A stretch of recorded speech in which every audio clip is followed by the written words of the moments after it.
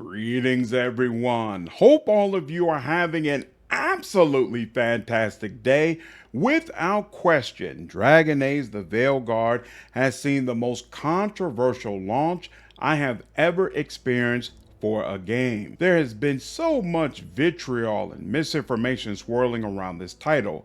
A lot of that dialogue has been pushed by people who were never fans of Dragon Age and frankly never even gave Veilguard a chance, but still feel empowered to speak on it definitively. At the same time, there have absolutely been legit critiques that call out the weaknesses in what Bioware has created. After over 2 weeks, I have finally finished a full live stream playthrough of the game. I completed all of the quests and received the best possible ending. I am also a massive fan of the Dragon Age series and played Origins the first day it came out. I still believe that's the best Dragon Age game, but I think Dragon Age 2 and Inquisition both have strong qualities that make them worth playing. All of which is to say this review will be coming from the perspective of someone who is both deeply familiar with the series and actually played all of Veilguard's content.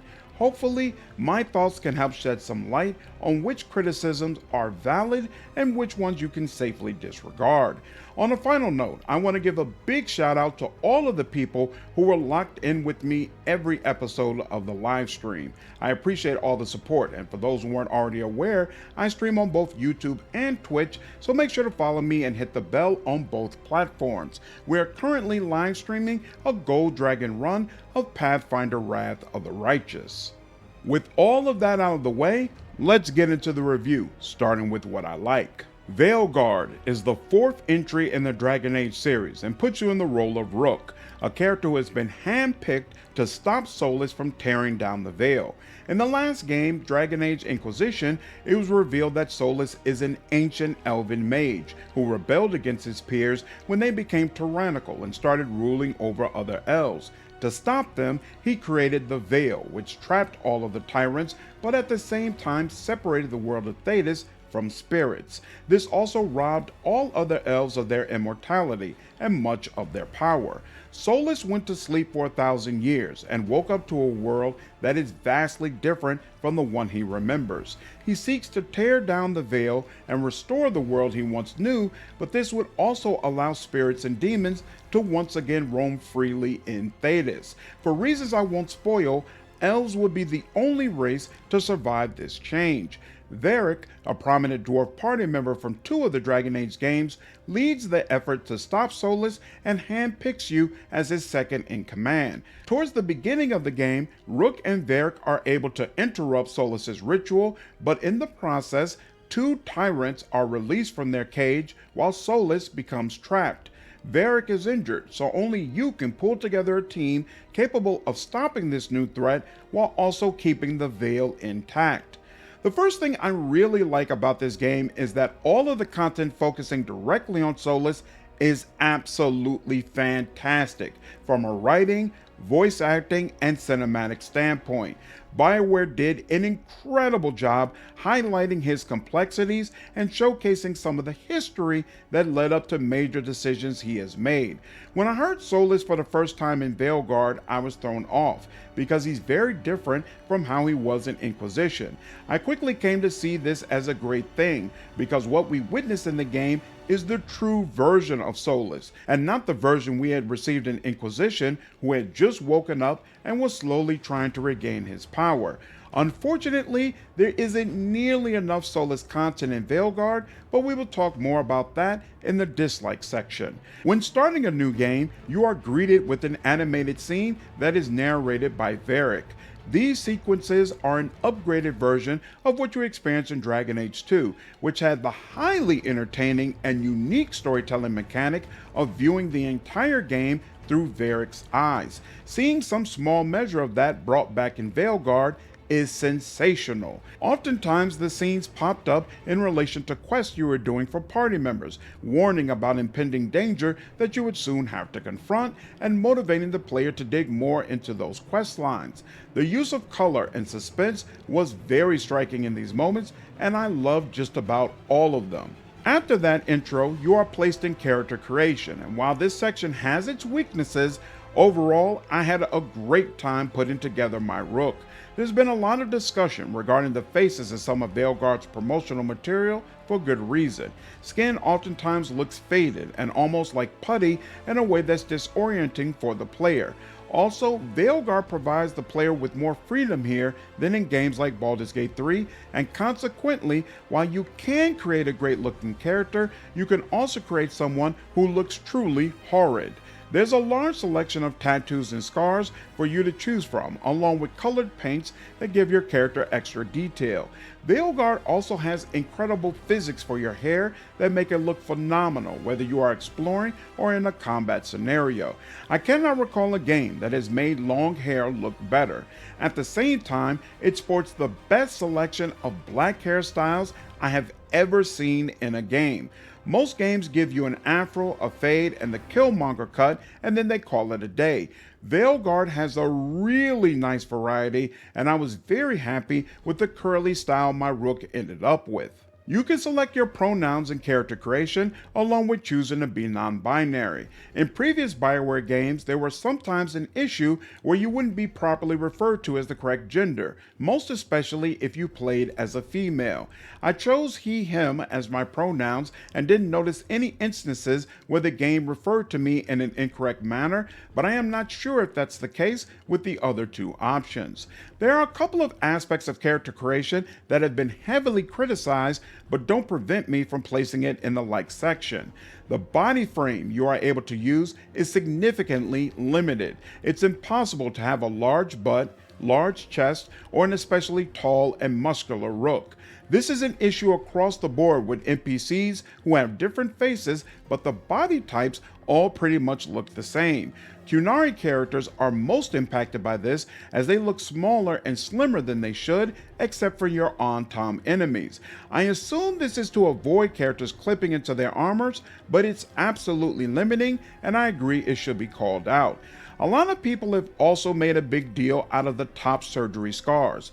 Veilguard allows you to have scars as if you had surgery on your chest to make it more masculine or feminine. I've heard many complaints that this violates the lore because you can use blood magic to transform yourself, so nobody would have this operation. And even besides that, the procedure would be way too expensive for most people in Thedas.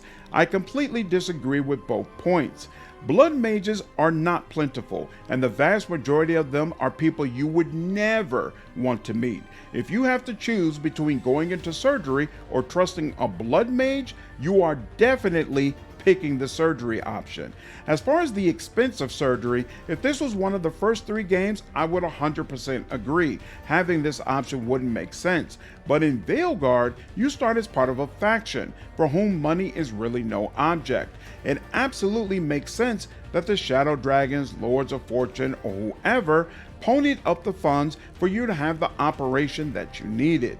Bottom line, this is the best character creation system we have ever had in a Dragon Age game. That's especially notable because character creation has been a weak point in past entries, with Origins having bland and unremarkable faces, while Inquisition had some of the absolute worst hair gaming has ever produced. After finishing with your appearance, you can select your class, but we'll talk about that in the neutral section. Let's instead skip over to factions. You can select from one of 6 factions in the game, and you are locked into that choice. Each one will provide you with a couple of passive bonuses, while also allowing you to gain reputation much faster with that particular group. From everything I have heard, Morn Watch, Grey Wardens, and Shadow Dragons are the best choices with the most reactivity, while the other ones are a relatively mediocre experience. I played as a Grey Warden, and it was nothing short of incredible. There is a staggering amount of reactivity to that faction, and everywhere I went, people acknowledged that I was born to fight Darkspawn.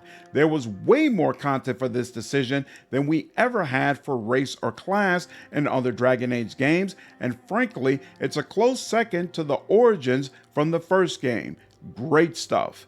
After selecting your faction, you can choose a difficulty, and this is a great place to talk about Veilguard's exceptional accessibility options. There are 5 different difficulties ranging from Storyteller all the way up to Nightmare. There's also an Unbound option that lets you customize your combat experience. In the settings menu, there is a staggering amount of options to get an experience that caters to your needs. Motion blur, field of view, subtitle size, 6 different volume levers, aim assist, camera shake, and a host of other options can be manipulated at your leisure. Veilguard has been nominated for accessibility at the upcoming Game Awards, and it absolutely deserves it. Once you are past all of these options, it's time to get into the actual game. Dragon Age the Veilguard has the best cinematics and set pieces we have ever seen in the series. While much of the side content has issues we will talk about later, the main quest line has many missions with incredible sequences that really grab the player's attention and pull them into everything that is happening. For whatever reason, the writing is significantly better in the main story than it is for much of the other parts of the game, and that causes cutscenes to land well when they are pushing the story forward. A lot of your campaign focuses around the Blight and how it has been changed in Veilguard. Previously, the Blight was a disease that NPCs could contract when coming into contact with other Darkspawn, and consequently, it would change them into Darkspawn as well. This game alters the Blight to be more than just a mindless disease and instead makes it into something that is alive. That is a wonderful change because it causes the Blight to be something far more disgusting and disturbing. It has tentacles and large pus-filled boils, and frankly, anytime you are directly dealing with the Blight, Veilguard becomes more mature and creepy in a great way. This also feeds into how amazing it is to play as a Grey Warden, since there are so many sections of the game where the Blight must be dealt with and your skills are referenced. The Codex entries have always been very important to the Dragon Age series, and Veilguard is no exception.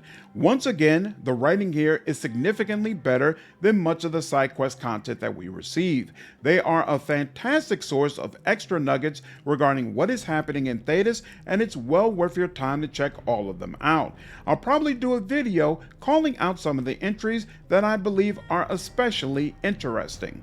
Regardless of how you play through the game, Veilguard has the best ending in the entire series.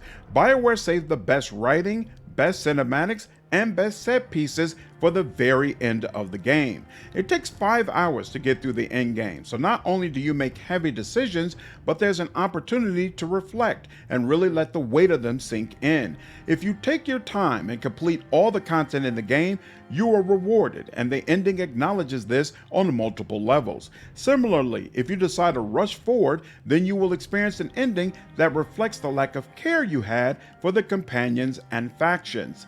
Coming into this game, the most important thing to me was that they did right by Solas and treated his arc with care. As I mentioned before, I believe there were some missteps in this area, but that being said, the options that Bioware provided work very well, and his best ending was way more powerful than I ever expected it to be. Seriously, I had to steel myself and keep from crying in front of a couple hundred people during our in-game live stream. I hadn't even considered he would have an ending that beautiful, and I was absolutely elated when the credits rolled. Veilguard is one of the most consumer-friendly games you can buy. According to multiple reports, EA did everything in their power to turn Dragon Age into a live service game with all the microtransaction nonsense we've come to hate. It took nearly 6 years before they finally relented and Bioware was able to work on the game that we have now. Veilguard is a single-player experience with no microtransactions, no annoying and intrusive DRM software, and you don't have to use the EA launcher in order to play it. It's also very well polished, and in my 80-hour playthrough, there was only one crash and a handful of random audio issues. No bugs, and certainly nothing that stopped me from playing. Also, Veilguard has been sold as a complete product. Unlike Inquisition, and to a lesser degree Origins, which both require you to purchase DLC in order to get the full experience, Veilguard provides all of your content up front. Bioware has already announced they will not release any story-related DLC for this game. I can think of a dozen major releases that did the exact opposite of all this in the past couple of years, and I really appreciate the way Bioware has looked out for its fan base. Quick note before we move on, if you're watching this video, you probably like talking about Dragon Age. There's a link in the description for my Discord server where we talk about Dragon Age, Avowed, and a host of other games. Be sure to join up and check us out. That wraps up everything that I liked about Veilguard, so now let's move into the areas of the game where I am neutral, starting with the environments and exploration. On the one hand, the art for the different areas you go to looks absolutely incredible. Before this game came out, I said this would be one of the strongest points, and I was not disappointed. Whether you are stalking Treviso streets at night, running through Arlethan's forest during the day, or battling your way through an underwater prison, Veilguard consistently puts you in areas that look nothing short of glorious. I also appreciate that the game rewards thorough exploration. There's gold, upgrade materials, and chests littered in almost every corner. Nothing is useless in this game, so all of it rewards the player. Breaking barrels will consistently provide these same rewards as well, so it actually pays to break everything and search every nook and cranny. It's annoying when a game provides wide open spaces with nothing in it, so this appeals to me. Unfortunately, there are multiple issues that mar this aspect of the game. Veilguard reuses the same areas constantly throughout your experience, and consequently, you'll come back to the same cities over and over again. Unlike Inquisition, which allowed you to visit one area, clear out the vast majority of the quest, and then just move on, Veilguard has terrible pacing that forces you to repeatedly bounce around the same 4 or 5 maps. Every so often you'll get a side quest that takes you somewhere different, but these sequences are more rare, and oftentimes they are still just different versions of the main environment that you have walked through several times before. This is most especially an issue in the main cities Treviso and Minrathous, which both feel completely dead. Kirkwall in Dragon Age 2 and even Denerim in Dragon Age Origins both felt more vibrant and alive than what Veilguard offers. You can only have full conversations with faction leaders who provide you with quests. There are no regular citizens in the city you can just talk with. I have a fond memory of walking into Denerim for the first time and immediately chatting with 2 Chantry sisters who had hilarious dialogue and provided great lore regarding the Chantry, but otherwise had no level of importance to the story and certainly didn't provide any quest. There's nobody like that in Veilguard. Some people have a talk button option, but they'll just say one sentence that you cannot respond to or follow up on in any meaningful way. Also, the characters don't have a notable routine that they follow during the day, so it always seems like they are hanging out in the same area, doing the same thing, and just all the way around, it's not impressive. The final issue I have regarding environments and exploration is the party member abilities. Each party member has a special skill that allows them to manipulate the environment in a specific way. Davrin can have his Griffin Assad burst open nearby blight boils. Balar can manipulate ancient machines, etc., etc. On the surface, that's great, but the problem is the game allows you to use all of the companion abilities with a dagger you receive as part of the main story.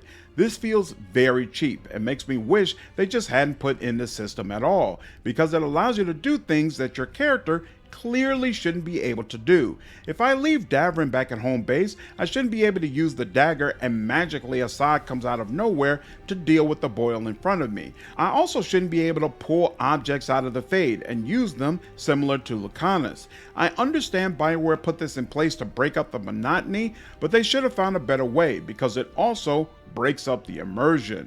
Next, let's talk about combat mechanics. On the one hand, all of the classes feel very distinctive and they have robust skill trees. There are a ton of different nodes you can select to build your character, but at the same time, a good number of them feel like significant upgrades and not just small nondescript increases. The specializations all significantly change your playstyle and feel very different from each other. Warrior can allow you to basically play as Captain America, throwing around your shield to vicious effect, or you can play as more of a straight up tank, or even go the two-handed route. All of the options feel complete and satisfying in their own way. It's the same with the other 2 classes as well. In my opinion, Origins was amazing as a mage, but the other two classes were just okay, while Dragon Age 2 was awesome as a warrior, and the other two classes again were just alright. Inquisition had an outstanding toolkit for rogues, and mages were pretty decent as well, but I found warrior to lag behind them. I don't think Veilguard hits those highs, but I do think it provides the most evenly balanced experience across all three of the classes that we have received in a Dragon Age game. There's also a ton of fantastic gear to help you flesh out whatever playstyle you prefer. Each specialization leans into a particular faction, and they'll have gear to make your abilities even more powerful. It doesn't matter which faction you join, as long as you are diligent about raising the rating of the group that can help you, you'll get access to a plethora of great options. Combat is also fun at first. The different ability animations look amazing, and it's fun putting together combos with your party members. From a visual standpoint, there's a nice variety of enemies, and you never know if you'll be facing Darkspawn, Venatori, Mercs, Demons, or some other gnarly option. I'd say combat holds up okay for about the first 20 hours or so, and then its enjoyment goes down fast, because you realize you have seen everything. There are three major issues that cause this problem. First, you are limited to 3 abilities. This is new for the series and definitely an unwelcome change because it heavily constrains what the player is able to do. The skill trees are deceptively large because while it seems like the world is your oyster, in the first 15 hours, you'll probably get all 3 of the skills you'll use for the entire game. Everything else will just augment what you are already doing. In a completion run, you'll spend another 60 hours using those abilities over and over again, regardless of the combat situation. Speaking of which, the enemies are deceptively varied as well. Yes, they all look different, but functionally, they all fight the same, which means regardless of what group you are fighting, you will approach combat in exactly the same way. This is yet again another unwelcome change to the series. In Inquisition, facing a bear or facing a group of mercenaries isn't the same thing, especially if elites are present. In this game, all of the enemies pretty much fight the same based on their class, and there's only one boss battle that really makes you think or switch things up. Even dragons all have the same moveset, so if you fought one of them, you have pretty much faced them all. Since there is little moveset variety, when Bioware wants to crank up the difficulty, they throw significantly more enemies at you, which is just annoying and makes the game drag, as opposed to making the player feel like they actually accomplished something by completing difficult fights. The last issue that drags down combat is yet another unwelcome change for the series. In Veilguard, you cannot directly control your companions during fights. All 3 of the previous games let you take direct control of companions, which not only served to help the player ensure companions did exactly what they wanted them to, but it also allowed the player to experience a different class with completely separate mechanics. To soften this blow, Bioware has made companions invulnerable, so you don't have to manage them in combat, but this just causes them to feel even more disconnected, which frankly makes the situation worse. In a baffling move, not only has Bioware taken away direct control, but also for the first time in Dragon Age's history, all of the companions have unique skill trees. In Dragon Age 2, each companion had a unique specialization skill tree, but otherwise in all 3 of the previous games, whatever the companions can do was something your character was capable of doing as well. In Veilguard, all of the companion abilities are unique, and sometimes they access a feature that is completely unavailable to the player, such as Nev, who can use ice magic, which Rook cannot do. Davrin has moves that involve his pet griffin, and you will never get one of your own. That is all super cool and could have made party member mechanics much more interesting if you were able to use them directly. Instead, not only are you prevented from taking direct control, but all companion abilities have a global cooldown, so if you use one of them, all 3 abilities have a wait. Unless you put a lot of effort into reducing companion cooldowns, this wait is a massive amount of time and makes the party members feel even more like just another ability on your hotbar. Obviously, combat is a part of the game that I felt like should have been better, but I do want to make a note before we move forward. There's been quite a bit of commentary about how the poor combat excludes Veilguard from being a Dragon Age game because it's a strong departure from what the series is known for. That is nonsense, because there is no such thing as Dragon Age combat. Origins had a unique tactic system that gamers who started with Inquisition will tell you is borderline unplayable. Dragon Age 2 was a sharp departure from that combat, and a lot of people who swear by Origins jumped ship from the series then and have never looked back. Inquisition was yet again another significant change, combat-wise, that many fans of the first two games strongly despise to this day. Yes, Veilguard's combat is a sharp departure from what we have seen before, but that has happened with every entry in the series. People are making more of this than what it actually is. Moving on from combat, I am also neutral on the Lighthouse, which serves as your base of operations. On the one hand, it's pretty awesome to have a base that is in the Fade and connected to the Crossroads. That's a great idea that I had never even considered. It's also fun the way companions make each room their own and add small personal details. In addition to picking up new quests from your party members, you can also hear small interactions between them throughout your experience. Some of these conversations are outstanding, and it's well worth taking some time and listening when they are available. All that being said, those of you who have played Inquisition probably already know why I put this in the neutral section. I miss Skyhold. I miss judging people from my throne. I miss the amazing tavern songs. I miss the war table. I miss having advisors who provided fantastic context on everything you needed to do. The Lighthouse isn't bad, but it definitely doesn't stack up well against what directly preceded it. However, needless to say, it is better than your camp and your house from Origins and Dragon Age 2, respectively. The last aspect of this game that I am neutral on is the music. Before the game came out, I mentioned a fear that Hans Zimmer was just cashing a check because the main theme sounded so generic. I was absolutely correct, and this is definitely the worst soundtrack in Dragon Age history. Mind you, it's not flat out trash, which is why I put it in the neutral section. It's just very bland and generic action music. There are a couple of decent tracks during the more creepy sections where you are fighting the Blight.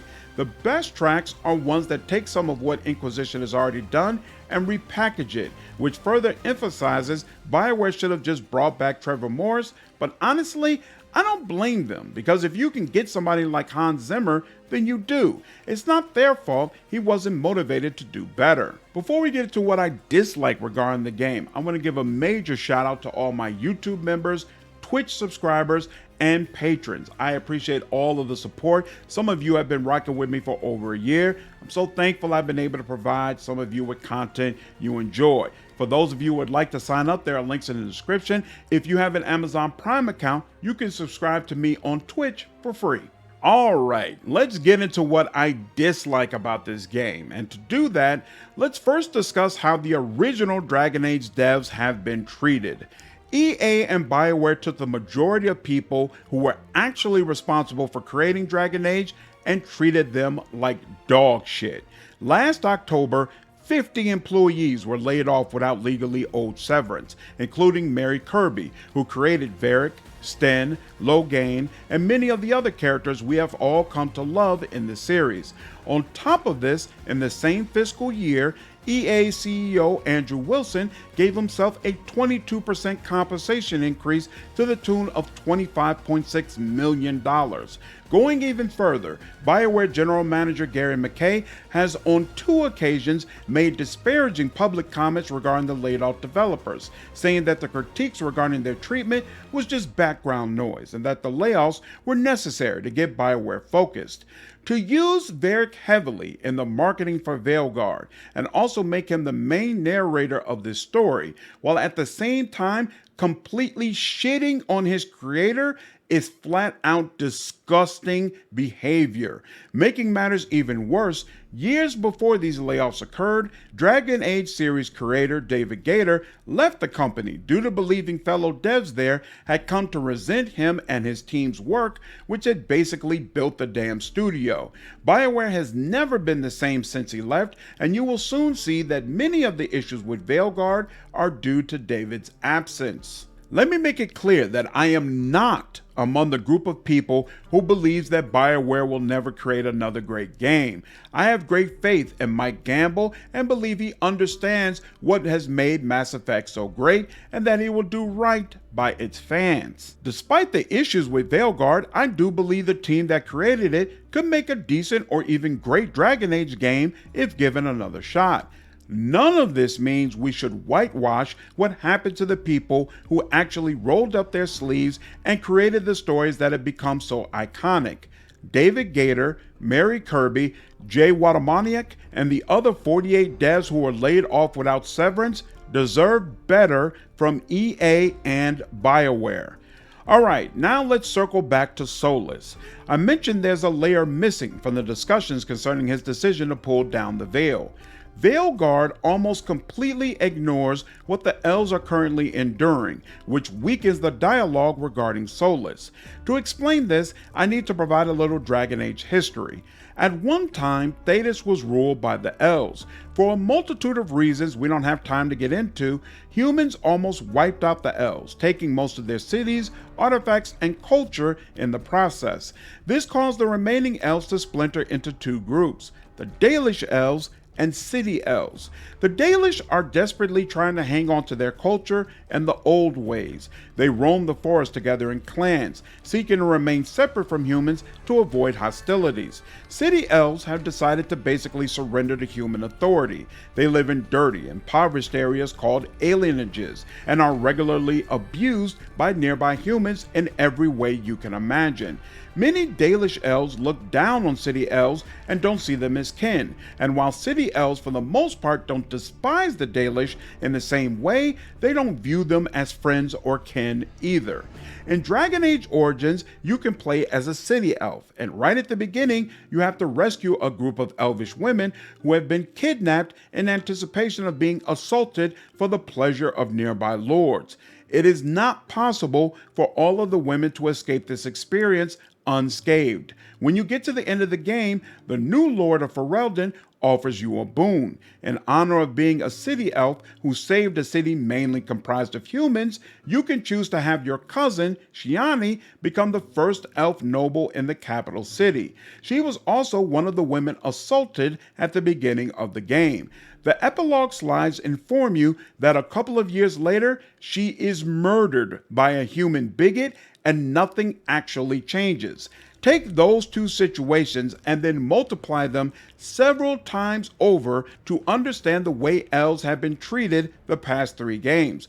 Over and over again, you hear stories of abuse, violence, and harassment that the player doesn't have the ability to fix in any sort of systemic fashion. Finally, we get to the ending of Trespasser, which is the Inquisition DLC that reveals Solas is an ancient elven mage. Trespasser also reveals that Solas wants to tear down the veil, and in the process, restore the immortality and power elves once enjoyed. Even more importantly, the ending slides reveal that elves are aware of Solas' presence, and they are fleeing servitude in droves to find and join him. So basically, the end of Inquisition sets up that both City and Dalish elves are uniting under Solas, and they are finally going to strike back against their oppressors. Does Solas truly care about these people? Not directly. He's more so concerned with changing elves back to the way they used to be and restoring the world he once knew.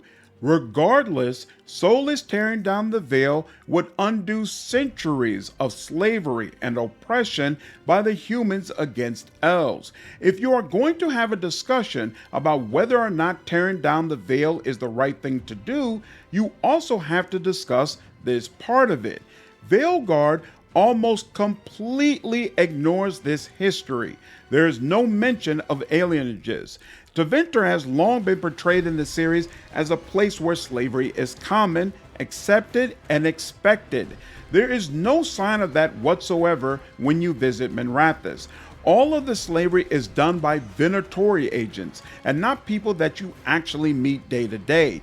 You don't have conversations with anyone who is currently trapped in enslavement. It either happens off camera or you don't speak to them until they are already freed. There is no indication whatsoever throughout the game that the elves are in desperate need of Solas' aid. While the Shadow Dragons talk a lot about ending slavery, it's all focused specifically into Venter, and there's no indication that in reality, elves are basically enslaved across all of Thedas.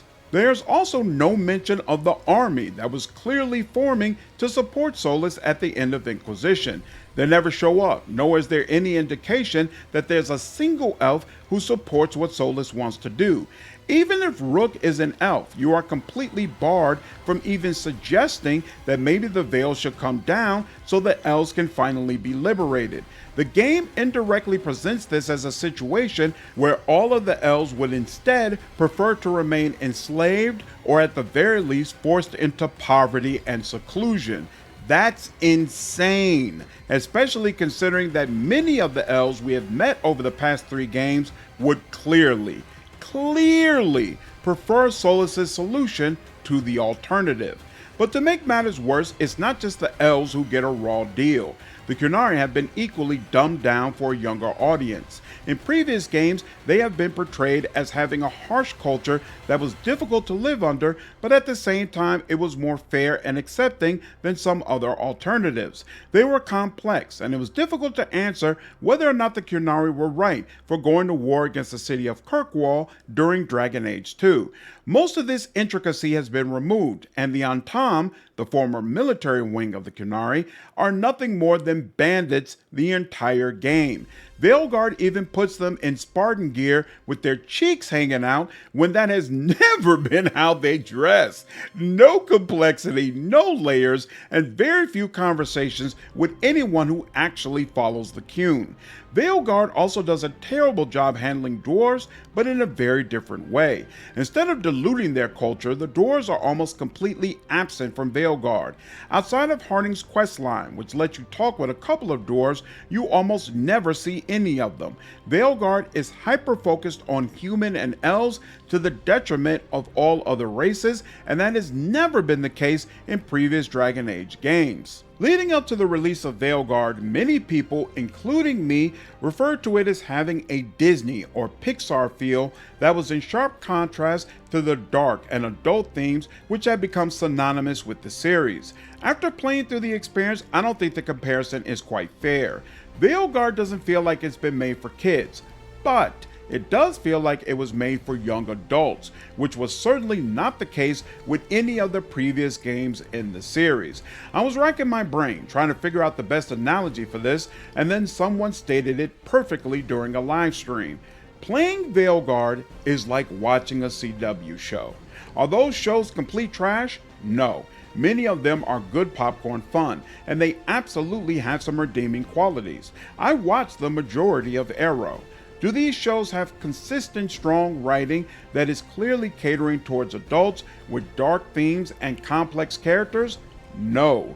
The vast majority of them do not, and neither does Veilguard. Playing Dragon Age Origins and then playing Veilguard is like watching Breaking Bad and then switching over to Smallville.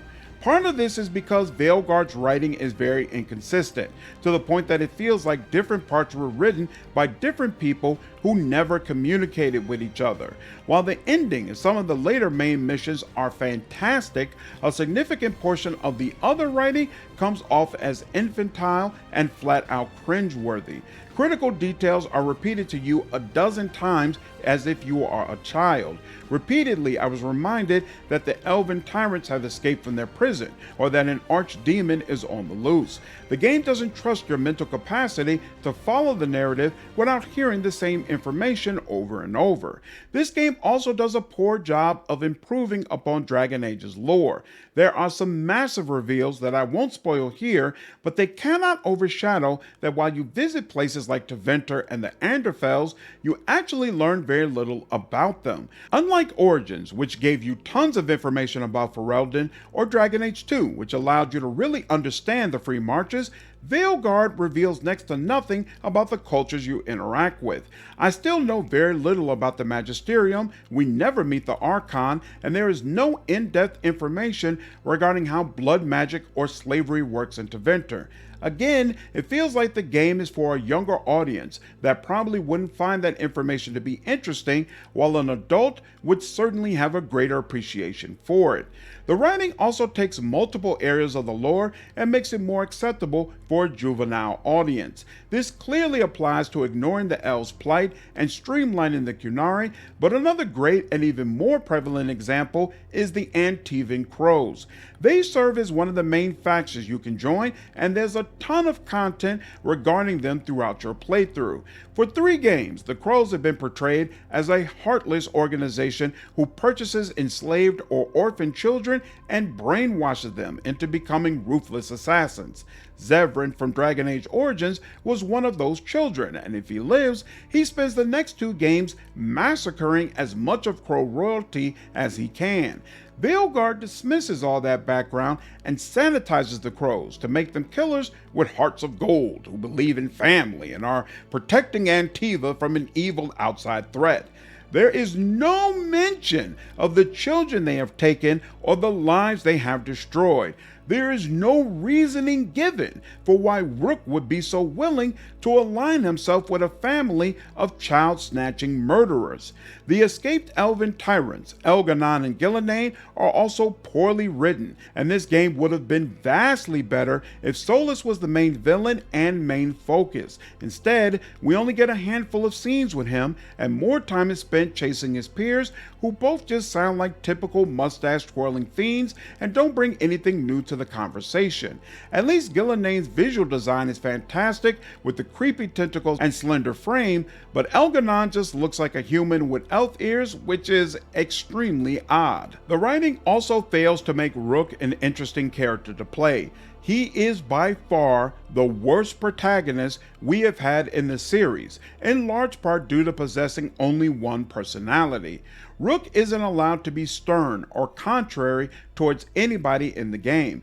Consequently, the aggressive and stoic options on the dialogue wheel consistently come off as watered down and unimpressive. There is virtually no opportunity for you to say something one of your party members or a major NPC will not like. That's bad enough. But what I truly find egregious and haven't seen mentioned in any of the other reviews is that Rook isn't funny at all. Consistently, when choosing the sarcastic dialogue option, what came out of his mouth wasn't even an attempt at a joke. Most of the time, neither your party members nor NPCs laugh at what you say, almost as if the game itself realizes Rook isn't funny. There were many interactions where the sarcastic dialogue could easily have been used for the pleased option instead. Veilguard all the way around lacks the humor that was prevalent in previous entries, and the only character who made me consistently laugh is Taash. In all of the other Dragon Age games, I felt like my character was the funniest person in the room, so this was very disappointing. Wrap it all together, and these issues force the player to mainly use the pleased option if you want to consistently get a dialogue response that matches what you think the character should say. Absolutely terrible. I mentioned Veilguard suffers from pacing issues, and I want to return to that because this game has a pace that definitely works against it. The first 10 hours are a slog to get through, which is ironic because Inquisition has the exact same problem due to the hinterlands, a massive beginning area that took forever to complete. Bioware mentioned they wanted to avoid that this time, and they did, but they made the game drag in a completely different way. You are not stuck in one area, but most of what you are doing feels rather boring and on rails. Part of that is because Rook is poorly written, but also the game just has a mediocre start. You get a nice cinematic with Varric and then are immediately thrown into chasing Solas. The game doesn't give you a personal reason to care about finding Solas. There's no initial development for your relationship with Varric, and honestly, Veilguard doesn't provide a good reason for why you are in charge of the group once he's sidelined. Nev is a world-famous detective. Harding is an accomplished scout and prominent member of what was once considered to be the most powerful organization in all of Thedas. Even Bioware can probably claim to be more accomplished than Rook, and the fact that they all just fall in line behind your authority doesn't really make much sense. Another pacing problem is that it quickly becomes clear this isn't a game that lets the player make very many decisions. If you don't count the end game, I would say in 75 hours, there were 4 decisions I made that actually felt like they had some measure of weight. The other choices either felt like they were inconsequential, or the game did such a poor job of setting them up that it's hard to feel one way or another about them. Again, this is a problem with your entire experience, but in the first 10 hours, it's especially impactful. Yet another pacing issue is that the first 3 party members are all written equally as poorly as Rook. Bioware feels like she is ripped straight out of a Disney movie, right down to the music, and her conversations were the most annoying out of everybody until her last couple of companion quests. Harding is less annoying, but the dialogue is equally cringe, and again, I didn't enjoy those early interactions at all. Nev is the most tolerable of the group, but she still just comes off as bland, especially in the early portion of the game. I think a lot of players experience these first few hours, shut Veilguard off, and never look back. But if you can complete the first major quest, you'll be confronted with a major decision that will have reactivity throughout the entire game, and you unlock a new batch of party members whose writing is significantly better. The main quests in Act 2 are also much better, so all the way around the game picks up. But before long, the game drags again because there's a massive bloat of faction and party member quests you have to complete for the best ending, and as previously mentioned, they require you to visit the same areas again and again. So the game really has an up and down pace that just doesn't benefit it. I think Bioware would have been better served by packing more of the quests together so you could finish them back to back and clear areas as opposed to repeatedly visiting them. Let's circle back to the party members because, as you can probably already tell, I'm not a fan of this group and believe it's the weakest we have seen in a Dragon Age game. Emmerich is the best, and I think he actually stacks up well against most Dragon Age companions. A kind-natured necromancer, he has a great character arc and one of the best endings I've ever seen for a companion quest. Davrin also has great conversations and has the best visual design out of all the party members. His arc and quest ending isn't quite as strong as Davrin, but he's still really cool, and it feels like he belongs in a Dragon Age game. Taash is problematic for reasons we will get into, but they are also hilarious and probably the funniest person you meet the entire game. I was laughing when they were in the party regardless of who the second companion was. The rest of them range from mediocre to flat out awful. A few things really bring down the party members. First, they have terrible arguments that you are expected to break up. Dragon Age is known for companion conflicts, but usually they are grounded in the lore or at least adult themes. Morgan despises Wynne because she sees her as a weak mage that has bent to Chantry authority. Vivian finds it difficult to trust Cole because he's a spirit and she believes he doesn't belong in this world. Those kinds of clashes make sense. Veilguard gives you arguments about what books should be brought on a camping trip or what kind of coffee is best. The interactions come off as irrelevant and immature, especially in light of the stakes. Even worse than that is the complete lack of facial animations. All of your companions who need to show an emotional reaction use a half smirk. It doesn't matter if they are sad, angry, bitter, excited, or somber, all of them use that same facial expression for everything. This is baffling, considering that even Inquisition had a full range of facial expressions your companions could show depending on their mood, and it was built using an earlier version of the exact same engine. The only characters who seem capable of showcasing other facial animations during dialogue are Taash and Solas. I have no idea why that is the case. Another major problem is that Veilguard has a couple of significant lore updates that have massive implications for dwarves and elves. Bioware and Harding are terrible characters to stand for their respective races and convey the meaningfulness of these changes, because neither one of them are truly ingrained in the traditions of their cultures. This will probably be irrelevant to gamers with no previous Dragon Age knowledge, but for fans of the series, it's both alarming and irritating for major new developments to be greeted with shallow commentary that could have been provided by any character. Multiple times I wish Balara was switched with Meryl so she could really speak to how painful and disturbing many of these new developments actually are. The game does not provide any NPCs who can help fill this gap.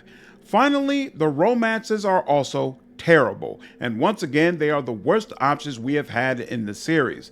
Most of the time they are just flirtatious comments that fall completely flat, and only one or two scenes actually revolve around romance. These scenes usually consist of almost kissing and then being interrupted by a party member walking in or something else stopping the moment. It feels very juvenile and basically is similar to what you would see in a show like One Tree Hill. There's a nudity slider, but it doesn't do much, and there are no scenes here that will remind you of Baldur's Gate 3 or frankly even Witcher 3. I saw a posting on Blue Sky saying that Veilguard is really only a couple of scenes away from being rated teen, and I 100% agree. I'll have a separate video ranking all of the companions across all of the Dragon Age games where we can get into these characters individually, except for Taash, who we will circle back to later in this review. Moving on from party members, let's talk about cameos. The true hallmark of Dragon Age has been its world. Players were able to transfer their decisions from one game into another, and it made you feel like Thedas was a place that had been significantly transformed by your choices. That feeling wasn't quite as strong as what you get in the Mass Effect series, but it was still nice, and this feature has become part of what defines Dragon Age. Veilguard only allows you to import 3 decisions from previous games, and all of them revolve around Inquisition.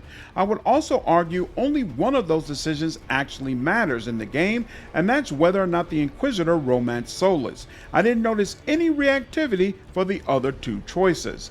There are 4 cameos in this game, and I think all of them would have been much better if we had the ability to import more choices. Morgan is very well written, and most of her interactions are solid, but as someone who played the game from the very beginning, she feels disconnected from the Morgan I know. My character was in love with her and wore her ring when the credits rolled. We had a son together. Veilguard doesn't acknowledge any of that, as there is no mention of the hero of Ferelden or the old god baby. Consequently, even though Claudia Black does a fantastic job as always, and the writing holds up well during her dialogues, it still just doesn't feel satisfactory. Things are even worse with the Inquisitor. The first issue is that you customize how the Inquisitor looks in the same menu where you are focusing on creating Rook. It is very easy to miss this option, which resulted in a large number of players getting 20 hours into the game before realizing their Inquisitor was stuck with the default appearance. If that happened, the only option is to either accept this or start all the way back over from the beginning. Dragon Age Inquisition automatically prompted players to customize Hawk right before you were going to meet them, and I don't know why Veilguard didn't do the same thing. The character creation options in Veilguard don't allow you to put together someone who looks similar to the character you played with in Inquisition. Consequently, my Inquisitor looked very different from the woman I originally played with, and this was always distracting.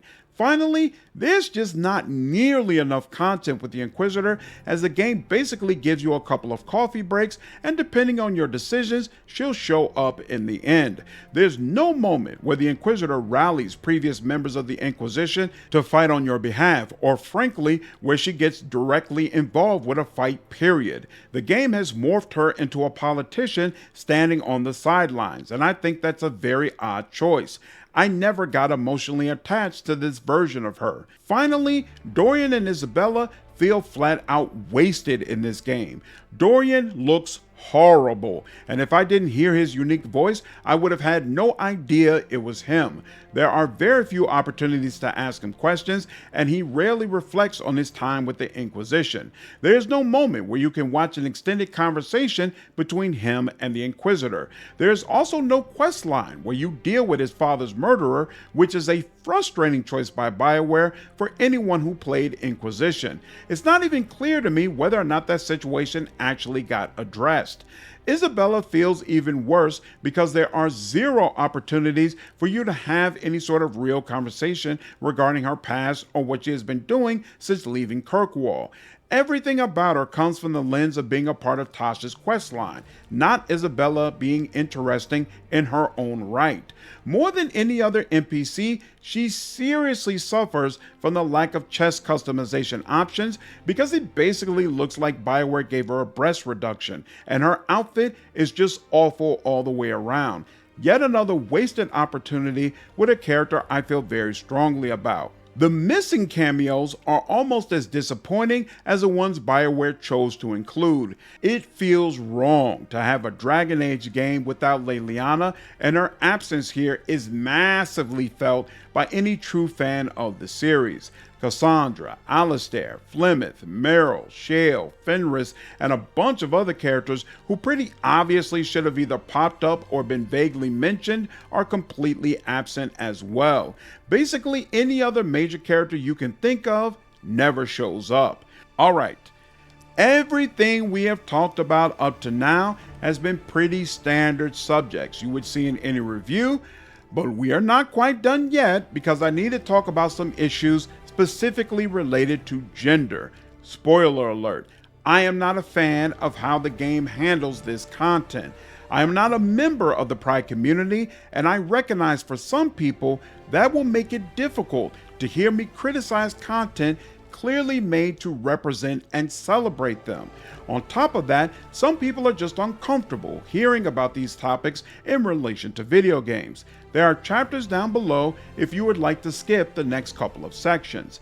So, as many of you probably already know, Veilguard has content that leans very heavily into topics related to the Pride community. Some of these scenes have gone viral and exposed both Bioware and content creators to some pretty vicious ridicule. Most of the major reviews I have seen ignored that content or spoke about it in a very dismissive manner. I don't think that's fair to Bioware or frankly customers who are potentially looking to buy this product, so I am going to speak candidly about why, in my personal opinion, this content doesn't work. To be clear, the majority of content creators who I have seen that are directly a part of the Pride community seem to feel warmly about this part of the game, and maybe it would also work for you. During your adventure, you'll encounter a party member named Taash, and it won't be long before you are informed that they identify as non-binary. This means Taash doesn't see themselves as a man or a woman. There's also multiple conversations involving Taash that follow their journey to understand what it means to be non-binary and how they fit in the world. To my knowledge, this type of character has never been done before in gaming, and consequently, Bioware is breaking new ground. There's already been a ton of content regarding how cringe the dialogue is during many of Taash's scenes, but frankly, that's an issue throughout the entire game, and I think the problems here go deeper than that. Some of you may disagree, but in my opinion, when you are using a character to break new ground, you have a responsibility to be careful about not reinforcing dangerous negative stereotypes regarding that group. The first ever black party member shouldn't be an illiterate thug. I don't think Bioware succeeded in avoiding this pitfall, and it significantly damages Taash's material. There are 4 dangerous stereotypes that this content unfortunately reinforces. The first one is that the Pride community is attempting to brainwash our youth. If you have been paying attention to the discourse at all, you've heard this 1,000 times, and I'm sure Bioware devs have as well. For 20 years, Dragon Age is a series that has been known for being especially dark and completely geared towards adults. Why is Taash a child? Not literally, their age is somewhere in their early 20s, but in the way that they talk and think, it's crystal clear Taash is being presented as a teenager, and honestly, someone who is closer to 14 than 18. This isn't about the cringe nature of the dialogue, because none of your other party members come off as kids. Taash throws tantrums, pouts about their mother, disrespects their mother on more than one occasion and isn't at all grounded in who they are. Taash also repeatedly insults the culture and identity of other characters, most especially Emmerich, whose death magic disturbs them. Hypocrisy can be a powerful character flaw, but in this instance, I believe it just makes Taash seem even more immature. As I mentioned before, a story like Taash's has never been told in gaming, which means there's a vacuum waiting to be filled. There are absolutely games where it would be appropriate to have a coming-of-age story about a non-binary or trans character who is struggling to find their identity. Dragon Age is not one of them.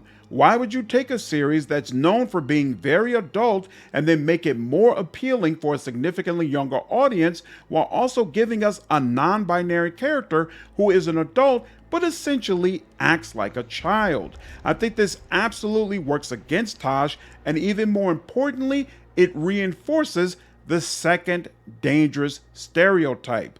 Gender dysphoria is felt by people who have a mental illness and are disconnected from reality. Taash comes off as immature and unsure of themselves for just about the entire game. This is terrible character design for a non-binary person because, frankly, if Bioware comes out with a new Dragon Age game set years in the future and Taash has decided that they aren't non-binary anymore and you should refer to them as she, it really wouldn't be that crazy. It absolutely feels like Taash is going through a phase and doesn't understand themselves yet. Compare this to how Dorian is treated in Inquisition. He tells you directly that he is gay, and there is no ambiguity about it. He's not figuring out why he's gay. He's trying to determine whether or not it's worth having a relationship with his father, who couldn't accept him as gay. When Inquisition ends, there's no question in your mind Dorian is going to die as a gay man. Taash 100% should have been a full adult and approached their non-binary status with the same certainty that Dorian has. Instead, they are on shaky ground, which helps to reinforce the third dangerous stereotype. Pride-related content is being forced upon us. Most of the time when I hear this, it's absolute nonsense, but unfortunately in Veilguard, it's kind of true. You can skip through Taash's conversations, but at the end of the day, you still have to select Rook's dialogue choices. I mentioned before that he is completely unable to be contrary or even stern towards other characters. This means when Taash says they are struggling with their identity, the game doesn't provide you with an opportunity to say their mother is right or that they are a woman. I completely understand why Bioware doesn't want to have that kind of content in their game, but that also means handling the character in this way doesn't work. Every other party member has a dilemma they are trying to solve, and by the end of their quest line, you get to make a choice that directly relates to their dilemma. Taash spends their entire quest line struggling with their non-binary status, but when it comes time to make a decision, the game provides you with a choice that has nothing to do with being non-binary. This is 100% a cop-out and doesn't apply to any of the other party members. When it comes time to make an ultimate decision, the player should have the option to say that Taash is wrong. If you don't want that, then you cannot make a person's identity the primary driving force of their quest line. Circling back to Dorian, he never asked for your opinion on him being gay, and I don't think the game even gives you an opportunity to offer it. That's perfectly fine, because his personal dilemma doesn't revolve around his sexual identity. The way Taash is set up would fit perfectly in a game like Grand Theft Auto, where it's understood you don't have the agency to choose specific dialogue options and have to trust that Rockstar has created a great story. That is not Dragon Age. You must give players agency over the dilemmas that the game presents us with. Taash's content would be 1,000% better if they were a full-grown adult who was strong in their non-binary identity and they made a choice to leave the Qun because they realized being non-binary in that society was not going to work.